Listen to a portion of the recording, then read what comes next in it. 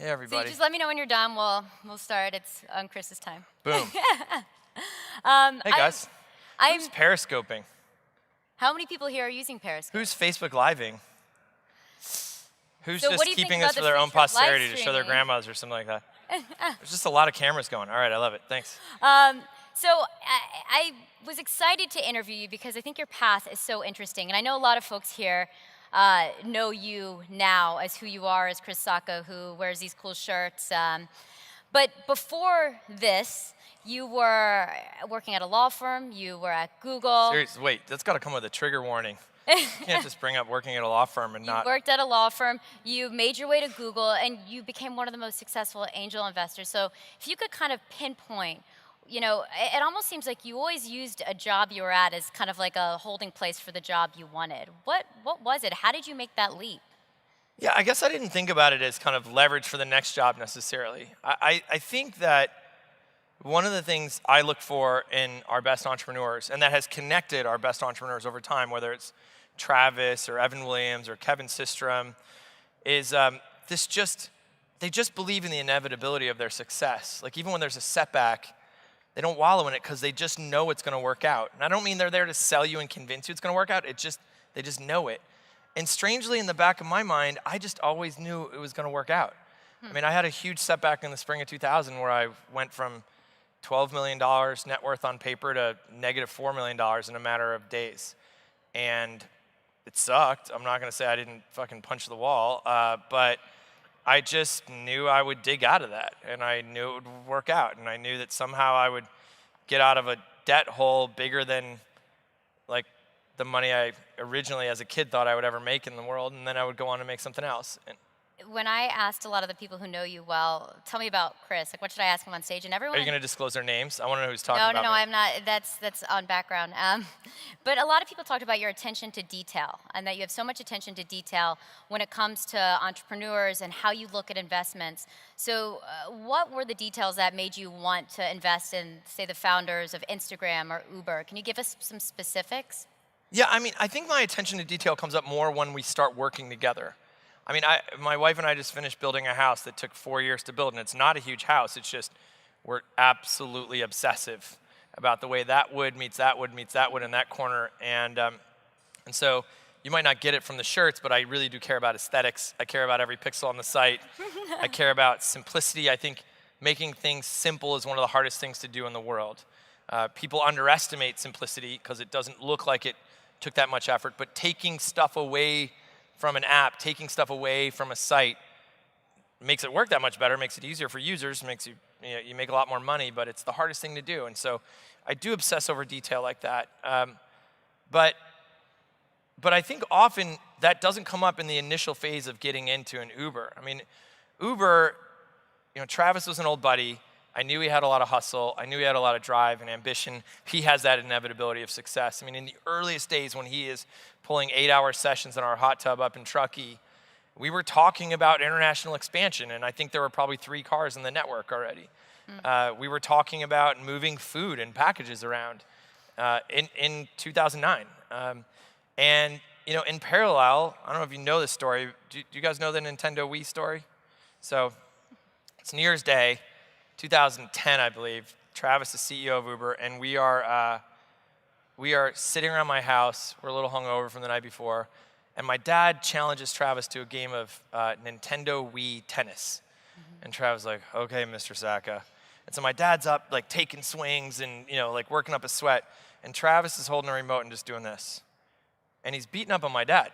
And my dad's like, "What the hell is this?" And like after a couple games losing, my dad's visibly frustrated. He's like, "I'm sorry, Mr. Sacca," but in like a Princess Bride moment, he's like, "I'm not actually right-handed." And then, and my dad doesn't score another point again. He's like, "What the?" And Travis, bleary-eyed, is literally like, "Okay, Mr. Sacca, here, bear with me for a second." And he pages over to the global leaderboard, and Travis, while being CEO of Uber, is ranked number 2 in the world at Wii tennis. So is there like a common trait? And are they all the kind of people that could kind of annihilate your dad and tennis? Can I ask you, would you ever want to compete with Travis Kalanick after hearing that story? I mean, in general, no, I would not want to compete with Travis. By the way, he is, you know Dr. Sanjay Gupta. Yeah, of course. Travis was Dr. Sanjay Gupta's Angry Birds coach. So Travis mastered Angry Birds too. Like had 3 stars all the way through. And Sanjay had a couple of levels he couldn't get through. So Travis coached Sanjay. It's a true story. You meet some of the, okay, so you meet these entrepreneurs before they become the big names, right? The founders of Instagram, Hopefully, Uber, hopefully. Stripe. Otherwise they get a lot more expensive. What is the trait that you can kind of pull out that's the common thread with a lot of these people? Yeah, there's a confidence without needing to sell, right? So there's this really fine line between like a conceit and just exuding a confidence.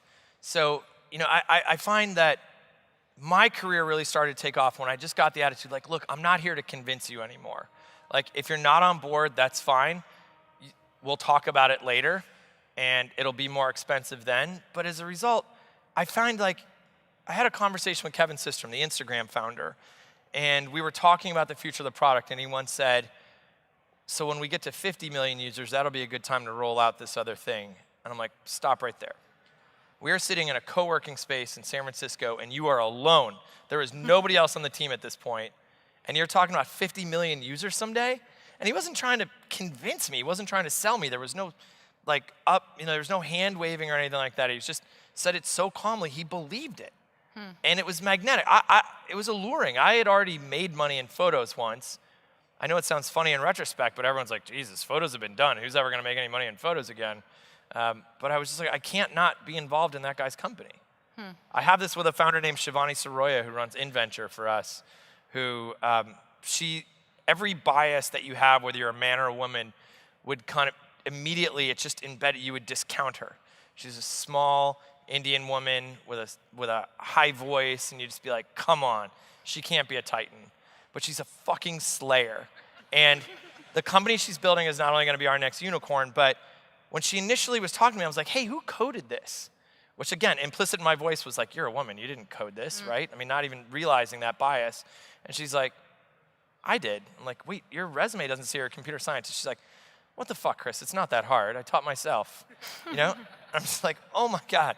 And so having done this for a bunch of years now and having a lot of data points, I've realized I can just tell, I can smell it on them now, whether they're gonna go the distance or not. Let's look at kind of your startups. Treat them as children, right? You've got Uber, Stripe, Instagram. I know you love them all. Is there any that right now you see a lot of potential, a little more potential? Any that's kind of disappointing you? I mean, Instagram moved out of the house too early. I was really sad. It should have stuck around for a little while. Instagram could have bought Facebook someday. But Uber is the company I work on the least because they just continue to execute so well. You know, I hope they continue to work on the warm and fuzzies and some of the human issues they have there, but there isn't a company working on a bigger contiguous math problem ever in history. Nobody has more data, nobody's smarter about what to do with it, and I'm just fascinated. I'm like a fan rather than working on it that much. What could they do on the human front? I mean, they just need to be better at telling their story. This is a company that is materially saving tens of thousands of lives every year. Like that's not a selling or a pitch point, it's just their data on that, independent now. They move into a town and drunk driving fatalities go down. Like I'm fucking proud of that, right? And so I hate every now and then when some executive there says something that could be interpreted as misogynist or insensitive, et cetera. That sucks. It's not really reflective of our brand and our values. But I will pound the table with pride that they save lives. And so I hope they can just get better at telling that story. The Stripe guys, have you met Patrick and John? Yeah, of course. They're the 2 smartest people on the planet. And very understated too, right? Well, they're Irish, right? Yeah. And so I'm sure there's a bunch of people, staff members here will appreciate that. Yeah, I hear one. Right on. Sláinte.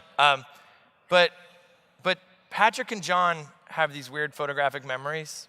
In fact, for the Wikipedia, like they don't forget a Wikipedia entry if they've read it. And I went into their offices once and I brought in an investor to invest in Stripe directly, and he had just been to Treasure Island. I was like, oh yeah, Treasure Island, I think that was a military base once. And John Collison walked into the room, the younger brother, and without even introducing himself to the other guy, was like, no. And, in 1946, it was the site of the World Expo, and then it was deeded over to the blah, blah, blah, blah. And I was like, what in the hell? This has nothing to do with Stripe whatsoever, but their minds are like a sieve for facts. And the ambition of that company, though, the Atlas product they just launched that enables anybody anywhere in the country to, with one push of a button for a couple $100, incorporate in the United States, establish a bank account, be able to receive payment in the United States. Like, that just requires people who are living in the future. Right. These guys aren't in the present right now. They are years ahead of us, reporting back. When I found out I was interviewing, I put out on Twitter, and a lot of folks tweeted at me. They wanted to know your thoughts on Jack Dorsey as a CEO, because you've been such a big advocate for him and for Twitter, right? What are your thoughts on his progress about almost a year later? I mean, Twitter is just a series of missed opportunities. That's just my kid who I keep walking in their room and finding like the big pile of drugs under the mattress and be like, come on, you could have been somebody, you know? Like, what's the biggest missed opportunity when you're screaming at your kid in the room with the drugs on the... I mean, Twitter has all of the world's best information. No matter who you are in this room, it has cool shit that you want to know about it, And it has it faster than anybody else on the planet. And they do the worst job of getting you that. It's so much work as a user to see stuff. So I'm going to plug my own book, but we have a company called Nuzzle that it's scientifically not a hard company. It looks at your Twitter graph and pulls out the URLs that everybody's talking about and builds your own personalized Google News page that's based on what all of your friends and the people you follow are talking about. It's absolutely awesome. So if you've been away from Twitter, you've been busy at this conference today, you don't know what happened, go download NUZZEL, and you'll see this is the stuff that happened. Here's who got bought, this is what launched, here's the latest controversy. It's absolutely amazing. And it's just shameful that it doesn't exist inside Twitter right now. What do you think ultimately happens? Do you want to lay down? Malaise. I know, seriously. I feel like I need to pay you for this session now. We're getting into that part, Chris. Yeah, it's years. I mean, when I posted 8,500 words on what Twitter should be, I wanted to make clear this wasn't like a vision statement for the future. What's so frustrating about it is that's what it should have been already. Like, I don't consider myself to have a lot of future vision. It's not my strong suit. In fact, I'm often, like Evan Williams sees into the future. There's no doubt about it. 3 years ago, he was pounding the table like, we got to do stuff in live video. He just knew it was coming. And often, like when they launched the retweet button instead of doing manual retweets, he'd run something by me like, that's a fucking disaster. And he's like, good, we're on to something. You know, like he just knows if I hate it, maybe it's right. But with that thing I wrote about Twitter, it was just like, look, these are ideas we've been talking about for years. It's weird that Twitter makes it so hard to follow the basketball game when everybody's there talking about the basketball game. It's so hard to follow the debate. It's so hard to find the best shit that just happened in the hour that you were here ostensibly paying attention. And so that just frustrates the hell out of me. People follow you, and they always expect you to speak your mind, especially in Silicon. Sorry, I haven't done so today. Yeah, especially in Silicon Valley, where everyone is killing it, crushing it, and it's hard sometimes to get people to really kind of open up. I mean, you are unforgivingly who you are. Have you always been like that? No. What happened? Like when I was in college. What were you like? Like, were you ever insecure? I still am insecure. Like that. I mean, there's probably people snickering backstage right now at that question. Like, when I was in college, I didn't want to come out as a progressive because I would eliminate like half of my future employers in Washington, D.C. I was like, look, I got to look neutral here so I can get a fucking job someday. I found progressively, and some of these lessons were foisted upon me. I mean, I mentioned earlier, so not to repeat a story, but as at Google, I am working on this team and this wireless stuff. It was an incredible amount of responsibility. Larry Page had given me billions of dollars to go take on the wireless carriers. And I was in over my head. I didn't have a background on this stuff, and I was learning fast, and I was pretty good at it. But one day a decision came up, and I didn't know what to do. And my work partner wrote in the notes, Chris doesn't know what to do about this. And at Google, the notes are published to the whole company. So I see the notes get published, and I'm like, what'd you do? You just ruined my career. Everyone's going to know, like, I'm smoking mirrors. And I thought it was over for me. And then the next meeting, some new engineers who didn't report to me, and Larry Page himself showed up with ideas on what to do to solve this problem. And I was like, oh my God, I just became more powerful. I now have influence. I have more bodies working for me who don't even report to me. And it was, I wish I could say it was an enlightened choice I'd made. It was totally foisted upon me, and I was angry about it, but it worked. And so along the way, I realized that the candor, the authenticity, the vulnerability is what actually attracts the other people to you. It's the insecurity roots you in this place of showing you're impervious, that you've got all the answers. But what that does is it renders everyone around you helpless. They're just like, fuck, I'm not valued here, right? And so when you start to admit, like, I don't know what I'm doing, I need some help, then people start attracting you and working with you. I mean, I have a principle that I guide my life by, and I try and teach this to our entrepreneurs, called bold humility. There are all these business books that say, like, hey, be humble, be humble, be humble. But humility is not a natural state for a kick-ass human being, right? Like, if you're here, you probably kick a lot of ass at something. You're probably the best at something. You have ambition, you're a risk taker, you have learned to hack, you're a good talker, you have, through the gift of gab, wound your way into an amazing situation. You hustle, hustle, hustle. And I feel like it's unnatural to apologize for that. But where we get into trouble is when we feel like we have to extend that to the shit we don't know. And we have to feel like we've got it all covered. And so I think I have had such a great, like, I don't know if I would have learned this authenticity if I didn't have Twitter and the replies being like, that means a lot to me, go for it, you know? And that's why I kind of live a lot of my life in public, as I feel I draw a lot of strength and reassurance from the public being like, look, that moment of fucking failure meant a lot to me and I identify with it. Because you live your life in public and because you're on the therapy couch right there, do you feel this pressure to keep winning now that you have these big wins? You know, in the news business, they say you're only as good as your last hit, your last segment, which is like, come on. But does that translate? Yeah, it absolutely does. I mean, I gave my fund away to my partner, Matt Mazzeo, a couple years ago. So when you want to come pitch me, just pitch Mazzeo, M-A-Z-Z-E-O. Mazzeo is an amazing talent. I realized I needed to give it away when I said no to Snapchat. Those guys came up to me after a talk I gave, and they're like, we really like the way you work. We love your values. We want to collaborate with you. Would you invest in our company? And I'm like, the dick pics? And that probably cost me like $1 billion, you know? Snapchat was the one that got away? Yeah. But I realized I was losing my edge. Like, I've never swiped left and right. I didn't Vox and shit like that. Like, I'm really bad at filters still.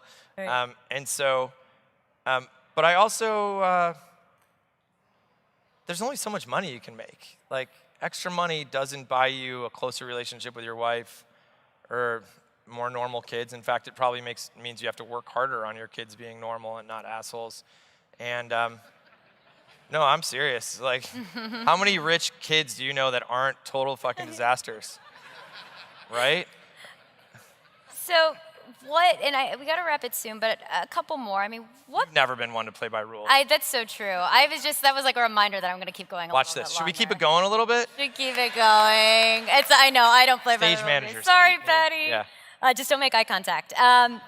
What problems should technology be solving? Because I've seen a lot of like apps to help you with your dry cleaning and all that kind of stuff. But every time I say that I don't think an app's going to do well, it turns into like Uber, and that's why I'm not an investor and I'm sitting here talking to you. No. What's funny? So Uber, Travis always knew that Uber was going to start for rich white people. Yeah. And then replace everything else in the stack. So other problems. Because that's where the big market is, right? So other problems tech should be solving. What are the most pressing problems that you want entrepreneurs to go out and solve? Yeah. Well, I mean, there's some amazing books like Fortune at the Bottom of the Pyramid that talk about the combined spending power of everybody on the lower end of the traditional economic pyramid, you know, the spectrum, that there are these incredibly ignored constituencies. There's one, I don't know if you've heard of them, called women. So, like, women have all this purchasing power, all this decision-making influence, all these things that they're passionate about, et cetera, and it turns out people spend a fuck ton of money on kids and all this stuff, and nobody is really building companies because white dudes build companies right now, right? So there's like 18 Ubers for yachts, and I'm super glad that all those blue blood prep school guys have that service available to them.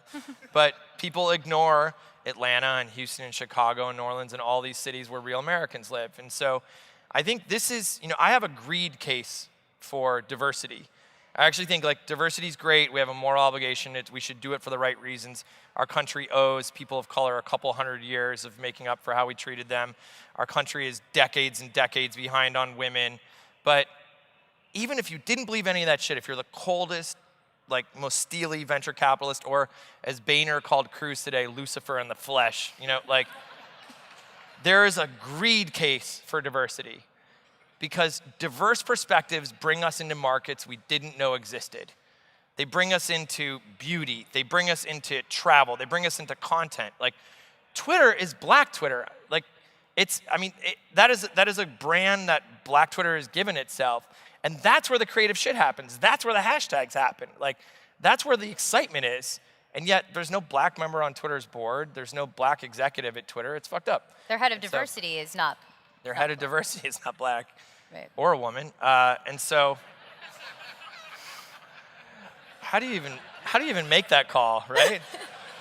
You're like, are we being punked? Where's Ashton? Come on out, Ashton. Like, but I just feel like there are these incredibly underserved markets. There are markets who here knows that Kenya's banking system is about 10 years ahead of ours? Like, everything you can do in Kenya on your phone, you can borrow money on your phone, you can pay money on your phone, you can purchase everything using your phone and text messages there. Like, it's embarrassing how far ahead they are. Like, we have a company there called InVenture run by Shivani, who's the slayer, but Americans don't know that. We don't travel outside our country. We don't hang out with people who don't look like us. We don't hang out with people from, we don't bring these diverse voices into our companies, and as a result, we're losing money. Last question, because I think they might actually physically remove me from the stage. You're looking out at an audience full of entrepreneurs. Well, the lights are kind of bright, so okay, so I think that how many people here are entrepreneurs, building companies? Okay, so a lot of folks. What's your advice to these folks who are kind of at maybe beginning, middle stages, building these companies, in the weeds? In 17 seconds? And about probably like 13 now. Let's put every podcast that I've ever, okay. We might have to have one more question because this isn't going to be the most uplifting thing all right, I've ever Patty, heard. you heard it from him, not me. Some of you aren't founders, and you should fucking admit that to yourselves. So it's become very fashionable to start something. It's amazing, when Justin Timberlake plays somebody in a movie about a startup, that's awesome. There are lots of people making a ton of money and on magazine covers, but this is a very special, different journey that is not actually suited to everybody. You have to be a little fucked up. You have to be a little weird, a little crazy, a little obsessive. You probably have some personal issues that make you different. Like, you have some demons a little bit.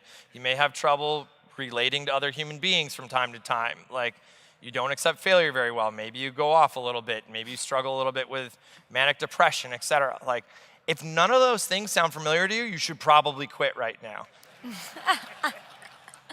So, sorry if that's a little bit of a downer, but some of you should be employees. Some of you should be partners. Some of you should be employee number one at a startup. And I think right now, that's amazing. They actually showed us a hurry up, please sign. Yep. Yeah, I know.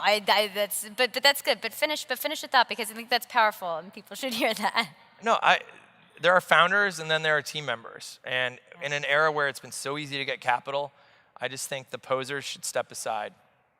And make way. Okay, well, thank you so much. Jeez, that's such a fucking downer, though, right? Well, yeah.